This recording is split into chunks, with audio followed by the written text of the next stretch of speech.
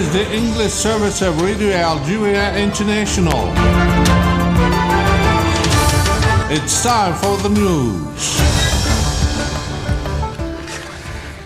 The President of the Republic, Mr. Abdelmajid Tebboune, has reaffirmed in Kampala on the occasion of the third G77 plus China South Summit Algeria's total and unconditional support for the Palestinian people.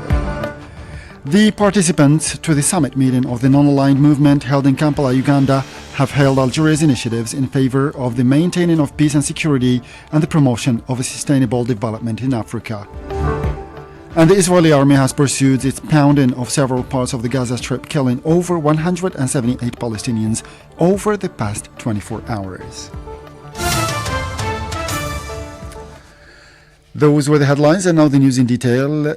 From Radio Algeria International, so I have my colleague Mariam Bershi with me today to anchor this news bulletin. Hello, Mariam. Hi.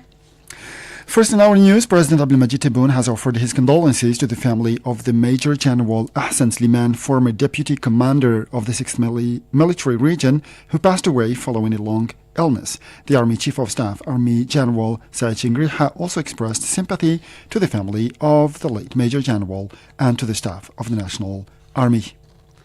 The President of the Republic, Mr. Abdelmajid Tebboune, has reaffirmed in a speech read on his behalf by Prime Minister Mr. Nadir Lahbawi on the occasion of the third G77 China South Summit held in Kampala, Uganda, Algeria's total and unconditional support for the Palestinian people for the establishment of their independent state with Al-Quds at its capital, stressing that what is happening in the occupied Palestinian territories, in particular the blatant violations of international humanitarian law, will remain a humiliation in the conscience of humanity. The President of the Republic also underlined the close link between the right to development and the right of peoples to self-determination in accordance with the principles of international law and resolutions of international legitimacy.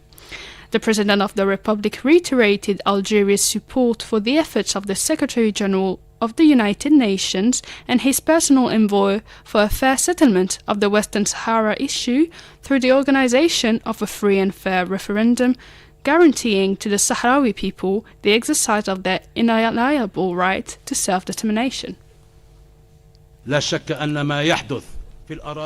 There is no doubt that the blatant violation of the international humanitarian rights carried out in the Palestinian occupied territories and the depriving of the Palestinian people from their basic rights is a humiliation for the entire humanity. We reaffirm the close link between the right to development and the right of peoples to self-determination in line with the principles of the international law and the resolutions of the international legitimacy, which are the principles that Algeria and our movement have always defended. I would like to express on the occasion Algeria's total and unconditional solidarity with the Palestinian people to establish its independent state with Al-Quds as its capital. In this same connection, Algeria renews its support for the efforts of the UN Secretary General and his personal envoy for a just solution to the Western Sahara issue through the organization of a fair and transparent referendum that guarantees the inalienable right of the Sahrawi people to self-determination. ممارسة حقه غير قابل للتصرف في تقرير مصيره. The head of the state also announced the holding next March in Algiers of the 7th session of the Forum of Heads of State and Government of the gas exporting countries that Algeria will establish a decisive turning point capable of strengthening dialogue and consultations among members countries on the one hand and between exporters and importers on the other. Algeria is preparing to host the 7th session of the Forum of Heads of State and Government of the gas exporting countries in the beginning of next March, with a great will to support the forum's efforts to strengthen the sovereign rights of state over the resources and promote the role of natural gas in the current and future energy mix, and renew the commitment of member states by improving the efficiency and bilateral relations in producing natural gas in a bid to achieve a just, comprehensive and realistic transformation towards a low-emission economy.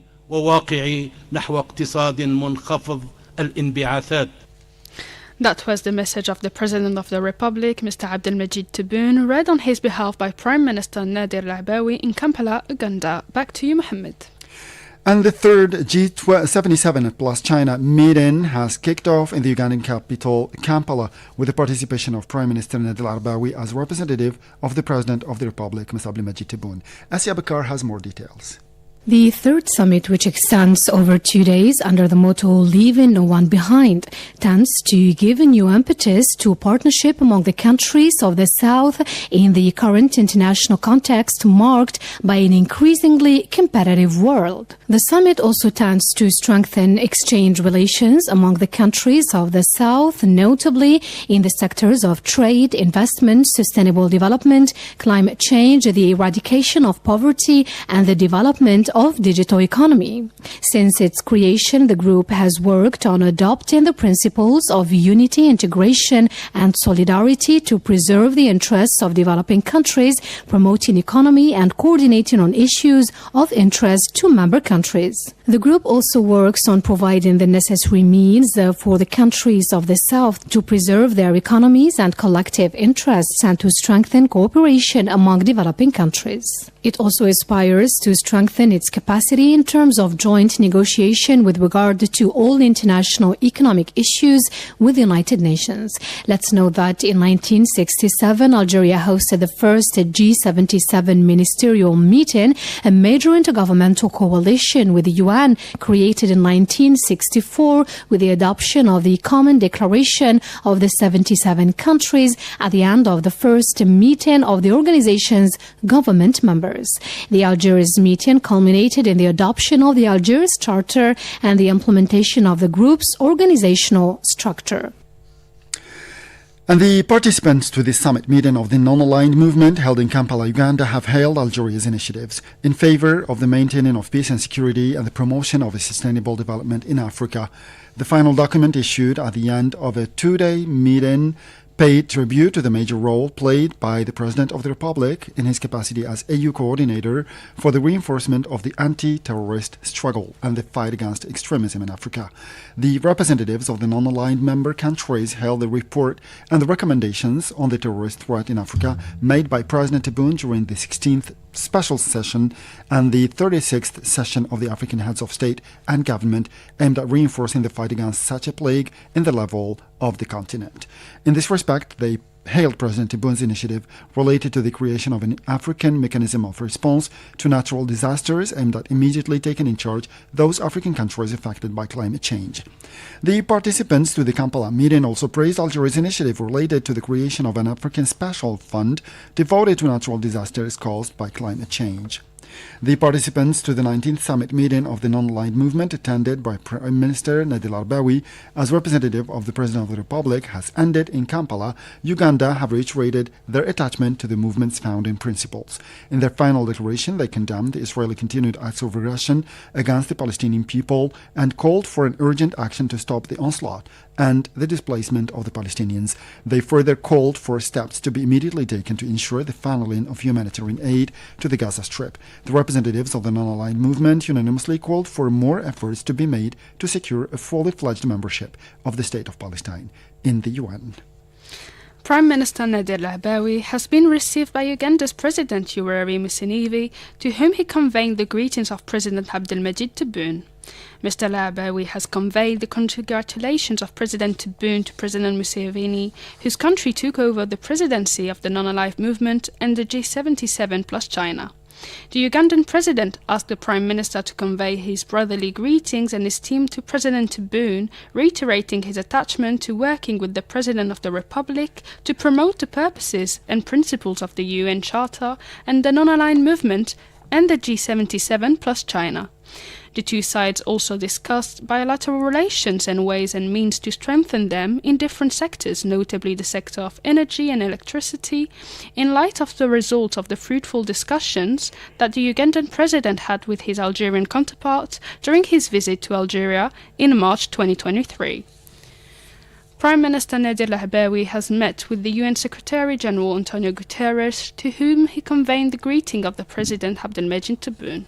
During the meeting that took place on the sidelines of the G77 plus China summit, the two sides also tackled the previous fruitful meetings held between Antonio Guterres and President Abdelmadjid Tebboune in November 2022.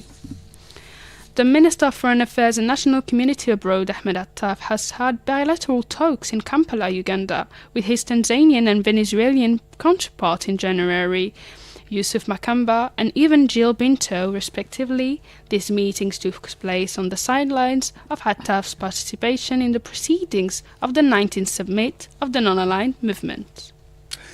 And a protocol agreement of parliamentary cooperation has been signed between the National People's Assembly and the Mauritanian National Assembly. The protocol agreement was signed by the Speaker of the National People's Assembly, Ibrahim Boughali, and the Speaker of the Mauritanian National Assembly, Mohamed Bamba Megued, now on a 4-day visit to our country.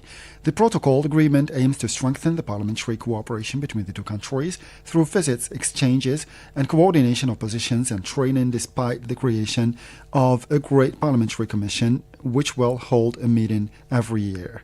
Mauritania is the second country of the Maghreb who signed a protocol of parliamentary cooperation after the brotherly Tunisia. And a Venezuelan large delegation made up of businessmen and high-ranking officials is visiting Algeria today to identify cooperation and partnership opportunities in various fields of endeavor, including tourism, agriculture, trade, culture, sport, as well as science and technology, among others. The delegation came via the direct airline recently inaugurated between the two countries. The ambassador of Venezuela to Algiers, Juan Bautista Arias Palacio, gives more information about the delegation and the purpose of its visit. Estos vuelos directos que está orientado. These direct flights aim to encourage and strengthen tourism, trade and investment, and eventually all the social relations between Venezuela and Algeria.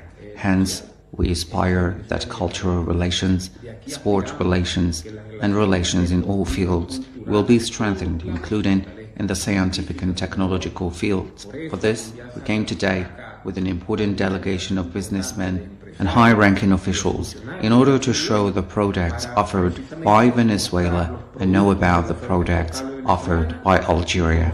La oferta exportable de Argelia. That was the ambassador of Venezuela to Algiers, Juan Bautista Arias Palacio. Meanwhile, the same source added that the delegation is carrying a 10-ton aid package for the benefit of the Sahrawi people and the refugee camps. To the Middle East now, where the Israeli army has pursued its pounding of several parts of the Gaza Strip, killing over 178 Palestinians over the last 24 hours. Palestinian sources said the Israeli airstrikes hit the refugee camps of Al-Maghazi in the central part of Gaza, as well as the major towns of Khan Yunis and Rafah in the southern part of the territory. According to eyewitnesses, the Israeli army has resumed its operations around the refugee camp of Jabalia in the far north of Gaza. The relentless Israeli bombardments launched over 3 months ago on Gaza have claimed more than 25,000 lives so far. The UN affirmed that the Israeli operations caused the displacement of at least 1.7 million people at a time when international organizations warned that Gaza's population was facing risks of famine and epidemics. The rapid enforcement of a ceasefire in Gaza was at the center of a meeting held in Turkey between the Turkish Foreign Minister Hakan Fidan and the head of the Palestinian Hamas movement Ismail Haniyeh. The increase in the humanitarian situation allowed in Gaza the release of hostages, and the two-state option was also discussed by the two men. This came as the British Defence Minister Grant Shapps reiterated the United Kingdom's support for the two-state solution to settle the conflict in the region, for which he stressed there was no other option. His statement, carried by Sky News, came in response to the Israeli Prime Minister's opposition to a Palestinian sovereignty over Gaza. Meanwhile, Belgium said it fully supported the complaint lodged by South Africa before the International Court of Justice against Israel on genocide charges. The Belgian Minister of Cooperation said it fully supported South Africa's initiative and would plead before the EU and at the international level to secure a permanent ceasefire in Gaza and an unhindered access to humanitarian aid. Over to you, Miriam.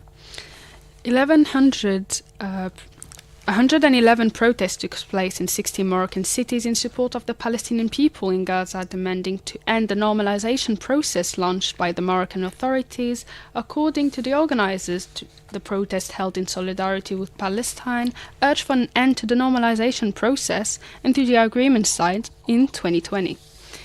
The European Parliament has reiterated its request to Spain to carry out a complete and effective investigation on the use of the Pegasus spying software against members of the government, including Prime Minister Pedro Sanchez, a scandal in which the Moroccan authorities are heavily involved. The European Parliament has called on Spain to follow the recommendation it approved last June, which insisted on a full, fair and effective investigation to clarify all cases of alleged spying with the use of Pegasus, which is owned by the Israeli society NSO. The Spanish Interior Ministry has finally extended the residence permit of the Sahrawi activist Aminatou Haider. The ministry has informed the human rights activist and president of the Sahrawi body against the Moroccan occupation, Issa Khan, that the residence permit, which she had for 16 years in Spain, has been renewed. Thus, the Sahrawi activist went to occupied Layun from the Las Palmas to attend a funeral of a loved one with the certainty of being able to return to Spain. And now Algeria has formally denounced groundless allegations relayed by an alleged website of the Alliance of Sahel States evoking an Algerian initiative on the resolution of the crisis in Mali on the occasion of the summit of the Non-Aligned Movement being held in Kampala, Uganda. A press release from the Ministry of Foreign Affairs and the national community abroad indicated that an alleged site of the Alliance of Sahel States relayed groundless allegations falsely attributing to Algeria an initiative on Mali during the summit of non-aligned countries being held in Kampala. According to this site, Algeria would have introduced into the final declaration of provisions relating to the peace and reconciliation agreement in Mali, stemming from the Algiers process. In this regard, the ministry notes that the Algerian delegation denies formally having taken such an initiative. Everything that the Kampala final declaration includes regarding the Malian crisis has been adopted since the Baku ministerial meeting of the non-aligned movement. Back to you, Mohammed. And to the Russian-Ukrainian conflict now, the Russian army has announced that it captured a small village in the Kharkiv region of eastern Ukraine. Some 45 people lived in the village before Moscow's military operation in Ukraine in February 2022. A spokesperson for Ukrainian land forces, Volodymyr Fityo, interviewed Sunday on Ukrainian television, said the capture of the village had no strategic importance. In recent days, authorities in the southeast Kharkiv region urged residents to evacuate, citing worsening Russian attacks in the area. Meanwhile, the head of the Russian-controlled region of Donetsk said that Ukrainian strike on a market in the city located in the east of the country left at least 18 people dead and 13 more wounded. He added that the toll marks one of the deadliest attacks reported in Donetsk in recent months. And finally, Algeria drew with their second game against Burkina Faso, 2-2 at Bouaké Stadium yesterday. Burkina Faso opened the scoring during the first half additional time with a goal scored by Mohamed Konaté. Minutes into the second half, Baghdad Bounjah scored a rebound, throwing the score. At the 70th minute, Bertrand Traoré scored the penalty kick, followed by a goal from Algeria at the 96th minute. Bounjah scored both Algeria's goals, while Mohamed Konaté and Bertrand Traoré netted for the Burkinabe, who remain top of the group on 4 points to 2 for Algeria. The two other teams in the group, Angola and Mauritania, played later on Saturday in Bouaké. Algeria will be eliminated if it loses, or relying on being one of the 4 best third-place team in Ivory Coast if they draw with their game against Mauritania, due to be played on Tuesday at 9 p.m. here local time. And with this, we come to the end of this news bulletin. Time now for our weekly program, the International Event of the Week. With this, we come to the end of it. As I said before, we'll meet you again tomorrow for a fresh edition of our news bulletin in English. Until then, stay tuned to Radio Algeria International, and bye-bye for now. The International Event of the Week.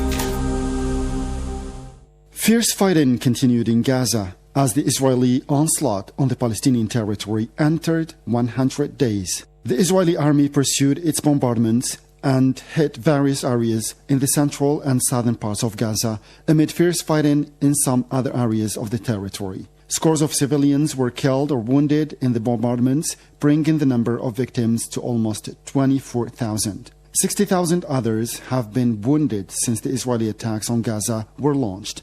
The Israeli authorities stated this week that the military operations would continue and would probably last throughout 2024. Asked about how long the UN Security Council would continue to ignore the major human losses and unprecedented destruction of Gaza before it called for a cessation of hostilities, our political analyst Hamoud Salhi had this to say. Expecting the United Nations Security Council to issue a resolution to stop the Israeli aggression in Gaza is at best a hopeful proposition. The United States has and is expected to continue using its veto right in the United Nations Security Council against any attempt to indict Israel of any violation of international law. Successive American administrations have been consistent in their unconditional support for the Zionist entity. The current administration is no exception. It has not deviated from this position. At the United Nations Security Council meetings, the U.S. ambassadors has always taken a strong stand against anyone trying to indict Israel, including the recent condemnation of South Africa, who is leading a case against the Zionist state for its violation of crimes of international law that amounts to genocide and crimes against humanity done by Israel in Gaza. Additionally, United States Ambassador to the United Nations has consistently blamed Palestinians, Hamas, they use the term Hamas, for allegedly driving Israel to commit the current aggression in Gaza. It is in this context that the United States will continue to use its veto in the United Nations Security Council and only pay lip service to the Palestinian cause by showing concerns about Israel's excessive force against Palestinians. This trend is likely to continue, and we should not expect the United Nations Security Council to act against Israel. An agreement was reached this week between the Israeli authorities and the Palestinian Hamas movement to allow more aid into the devastated Gaza Strip. The agreement, reached under the mediation of Qatar and France, provides for the delivery of medicines and humanitarian supplies to the distressed population in Gaza. The UN Humanitarian Affairs Chief described the situation in Gaza as intolerable, considering that Israel's operations have, according to the UN, displaced about 80% of the Palestinian population, representing 1.9 million people. Asked about the fate of those displaced by the fighting and trapped mainly in the southern part of the Gaza Strip, our political analyst Hamoud Salhi had this to say. The return of displaced Palestinians to their homes in northern Gaza is a serious concern, not just for Palestinians, but also for United Nations, Arab world, and Friends of Palestine. International law is clear, pushing Palestinians to leave their home forcefully or as a result of conditions of war or intention for them to remain off and away from their home permanently is a deliberate illegal act by international norms. Further, it is the Jewish entity responsibility to establish conditions for their return, including restoring essential services that were destroyed because of its aggression according to international law. If history repeats itself, the world must take extreme action to avoid another Nakba and set in place measures to ensure that the Zionist entity comply with international norms and that displaced Palestinians return to their homes. As victims of Israeli aggression, displaced Palestinians are protected by international law and the right of refugees to return to their home. United Nations organizations have rejected Israeli statements that Palestinians should be resettled outside Gaza. The United Nations Emergency Relief Organization estimates that 85% of the total population of Gaza have been forcefully displaced amidst Israeli military actions, end of quote. Just as Israel must be held responsible for its violation of international law, United Nations Assistant Secretary General for Human Rights noted recently that ordering Palestinians in the north to vacate their homes and go south defies international law and could amount to forcible transfer, which is an act of war crime, according to the organization leader. What needs to be done, therefore, is to ensure that displaced Palestinians return to their home and that Israel must adhere to international norms. The European Parliament adopted this week a resolution calling for a permanent ceasefire in Gaza and for the delivery of humanitarian aid to the distressed population there. The resolution, which secured 312 votes against 131 and 72 abstentions, expressed concern at the repercussions of the Jewish settlers' related violence in the West Bank. It emphasized the need to launch efforts towards reaching a solution to the long-standing conflict. Asked about the importance of the resolution, which is the first to call for a permanent ceasefire after the European MPs first called for a pause in the fighting, our political analyst Hamoud Salhi commented the issue. On many levels, this resolution is a step in the right direction.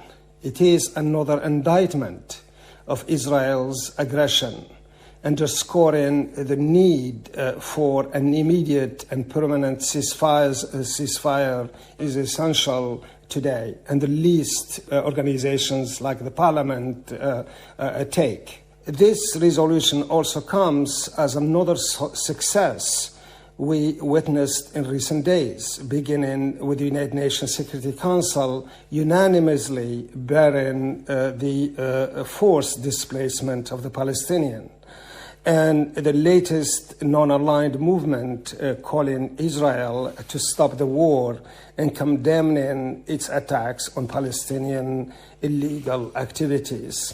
On another level, this vote is although significant by the sheer number of those supporting Palestinians, with nearly 61% of the parliamentarians, 312 out of 515, voting for the resolution, and over 74%, that is 383 parliamentarians out of 515, who did not vote with Israel.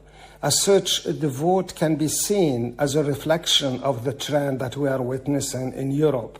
And in that perspective is a diplomatic achievement of the Palestinian cause, and it is a testimonial to the struggle that the Palestinians are leading by their resilience. In a statement made to the media this week, the UN Secretary General Antonio Guterres reiterated that an immediate ceasefire was necessary in Gaza, while stressing that nothing can justify the collective punishment imposed to the Palestinian people. إذاعة الجزائر الدولية. يمكنكم متابعة إذاعة الجزائر الدولية عبر الأقمار الصناعية بالنسبة للعالم العربي على نايل سات على التردد الأفقي 11680 وفق معادلة ترميز 27500. This is Radio Algeria International. وعلى القمر الصناعي عرب سات 26 درجة شرق على التردد العام